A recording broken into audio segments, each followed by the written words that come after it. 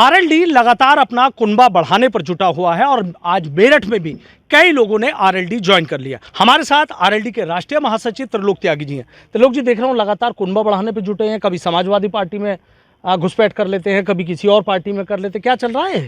देखिए, सब लोग चौधरी चरण सिंह की नीति में आस्था प्रकट कर रहे हैं और जयंत चौधरी में अपना विश्वास जता रहे हैं। ये इस बात का सबूत है कि चौधरी चरण सिंह जी के विचारों की पार्टी बड़ी हो रही है और जयंत चौधरी का मजबूत नेतृत्व आगे बढ़ रहा है।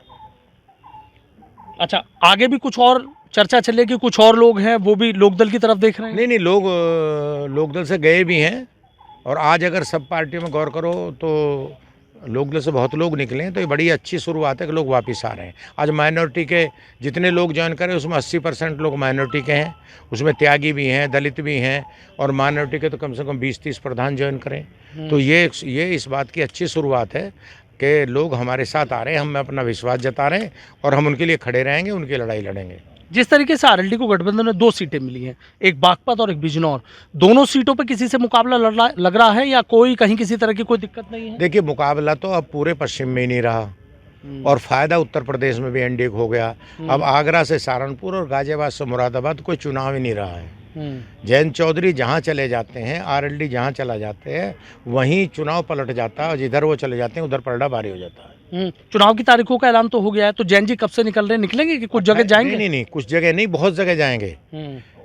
ये 2 ही सीटों पे नहीं, जहाँ भी एनडीए उनका कार्यक्रम लगाएगा। अभी कल रामशरण दास जी जो सपा के प्रदेश अध्यक्ष रहे हैं, संस्थापक सदस्य रहे हैं, उनके बेटे जगपाल ने आज हमारी पार्टी ज्वाइन की है और अभी उन्होंने मुझे फ़ोन किया कि 7 तारीख को हम बड़ा कार्यक्रम जयंत चौधरी करना चाहते हैं। तो कल जाके बात करूंगा मैं दिल्ली और जयंत चौधरी सब जगह जाएंगे।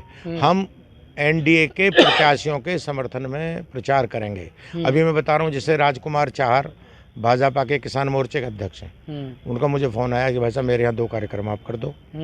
चूँकि कुछ जातियों में भी नेता मानते हैं लोग जी, तो राजकुमार चार के यहाँ ब्राह्मण और त्यागी मिला के 1.5 लाख वोट है, तो कह रहे 2 कार्यक्रम आप दे दो।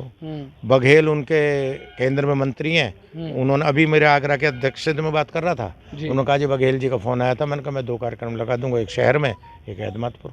तो जहाँ जहाँ हमारी ज़रूरत होगी एनडीए को जिताने के लिए हम वहाँ जाएंगे और उसमें कोई उम्मीदवार नहीं देख रहे हम एनडीए देख रहे हैं। हम देख रहे हैं आरएलडी ने एनडीए में जाके एनडीए की ताकत बढ़ाई है, ये हम देख रहे हैं।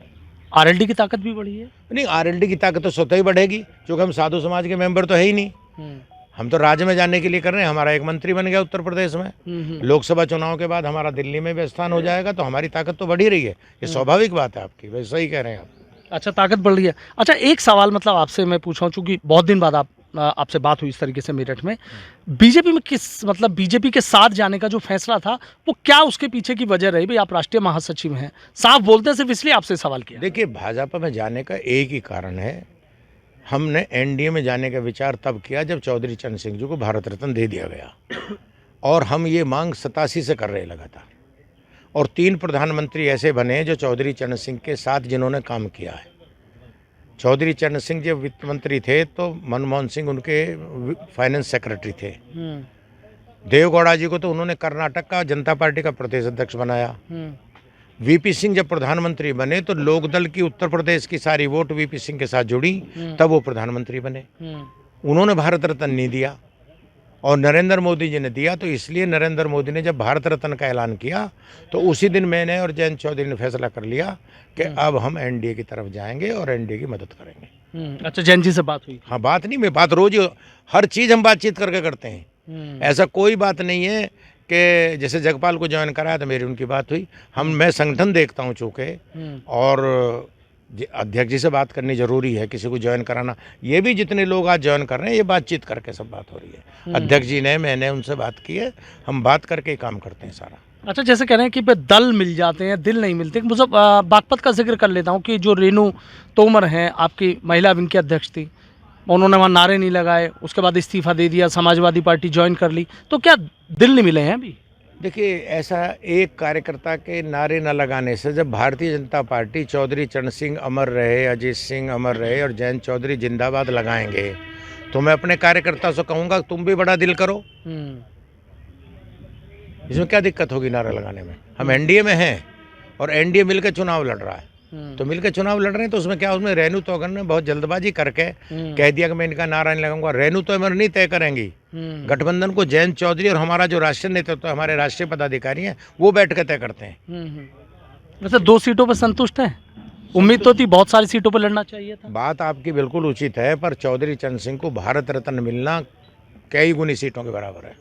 मैं जो यहाँ आज बैठा हूँ और आपसे बात कर रहा हूँ वो श्रेय चौधरी चरण सिंह को है। मैं यूनिवर्सिटी प्रेसिडेंट था, मेरे जैसे हर यूनिवर्सिटी प्रेसिडेंट हर साल में हर बनता था।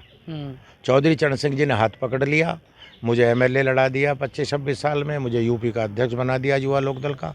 मुलायम सिंह पार्टी का अध्यक्ष बनाए, मैं युवा का अध्यक्ष बनाया। मुलायम सिंह और मैं दोनों गुरु भाई हैं, तो हमारे गुरु को जब भारत रत्न कोई देगा तो उसका तो मैं सम्मान करूंगा। मुझे कोई दिक्कत नहीं है, ना पसेमान नहीं है। मुझे कोई कहेगा आपने गलत काम किया, मैं कहूँगा मैंने चौधरी चरण सिंह जी को जिसने सम्मान दिया मैं उसका सम्मान करूँगा।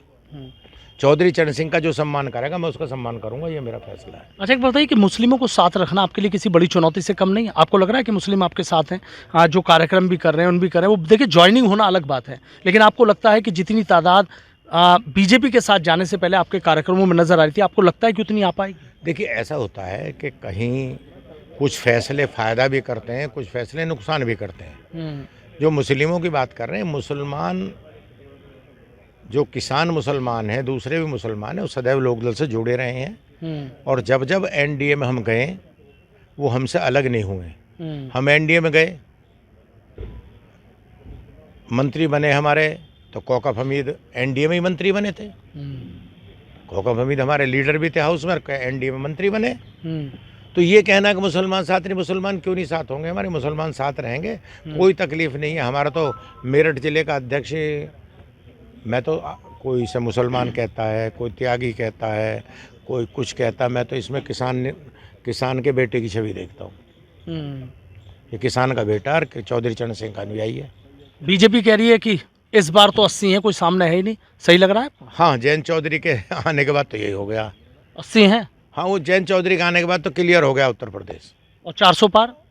अब 400 तो बाहर है, पर उत्तर प्रदेश में क्लियर है। अखिलेश और मायावती की अगर हम बात करें तो आपको लग रहा है कि कुछ कर पाएंगे? अब राजनीतिक दल है, मायावती का एक बहुत बड़ा दल है, 4 बार मुख्यमंत्री रही हैं और बड़ा वोट बैंक है उनका। मैं उन पर कोई उंगली नहीं उठा सकता, पर चुनावी गणित उनका बिगड़ गया है। बहन जी का चुनावी गणित बिगड़ चुका है। तो लग रहा है कि वो मुकाबले में इस तरीके से नहीं है। हाँ, मैं कह रहा हूँ चुनावी गणित बिगड़ गया उनका। और रहा इंडिया का, जयंत चौधरी को मैं साफ तौर से कह रहा हूँ, आपसे बेबाकी से कह रहा हूँ, जहाँ आरएलडी रहेगा उसका पलड़ा तराजू ऐसे हो जाएगी, उसका पलड़ा भारी हो जाएगा। आखिरी सवाल मेरा है, असदुद्दीन ओवैसी भी पश्चिम उत्तर प्रदेश में बड़ी तैयारी कर रहे हैं, लेकिन उनकी अभी खामोशी है, और खामोशी से पहले कहा जा रहा है कि तूफान से पहले की ये खामोशी है, तूफान से पहले की शांति है। आपको लग रहा है कुछ कर पाएंगे? देखिए, ओवैसी जी की अपनी एक पार्टी है और लोकतंत्र में सबको अपना चुनाव लड़ाने का अधिकार है। वो एक दल के अध्यक्ष हैं, अगर वो चुनाव लड़ाना चाहेंगे तो अपना चुनाव लड़ाएं, जनता को तय करना है। पर ओवैसी जी जहाँ के नेता हैं उनका वहाँ प्रभाव है। यहाँ के तो किसानों के, मुसलमानों के नेता चौधरी चरण सिंह रहे और आज जयंत चौधरी के साथ हैं, कोई दिक्कत नहीं है। तो अब जो एक समन्वय की बात आप कह रहे थे कि जगह जगह बैठक करके साथ मिलकर चुनाव लड़ाएंगे? हाँ, तय है बिल्कुल। हमारे जिलाध्यक्ष अपने साथियों के साथ, भाजपा के जिलाध्यक्षों के साथ समन्वय करेंगे और मिलकर दोनों कार्यकर्ता, जैसे ब्लॉक पर, प्रखंड पर, दूसरी जगह, शहरों में सब मिलकर चुनाव लड़ाएंगे। तो एनडीए, अब कोई सवाल ही नहीं है, हमको इकट्ठे होकर एनडीए को जिताना है। ठीक, ये हमारा साथ। बहुत बहुत शुक्रिया। तो देखिए, आरएलडी के राष्ट्रीय महासचिव त्रिलोक त्यागी जी सीधा कह रहे हैं कि पश्चिम उत्तर प्रदेश में अब चुनाव नहीं है, भले ही कोई भी दल किसी भी प्रत्याशी को उतार रहा हो, किसी से कोई मुकाबला नहीं है। मेरठ पहुंचे, तमाम कार्यकर्ताओं के साथ बैठक की है और उनको निर्देश दिए हैं कि बीजेपी के नेताओं के साथ समन्वय बनाएं और बीजेपी को जिताने के लिए काम करें। 80 सीटें जीतने का वो दावा कर रहे हैं और सीधा कह रहे हैं मुकाबले में कोई है ही नहीं।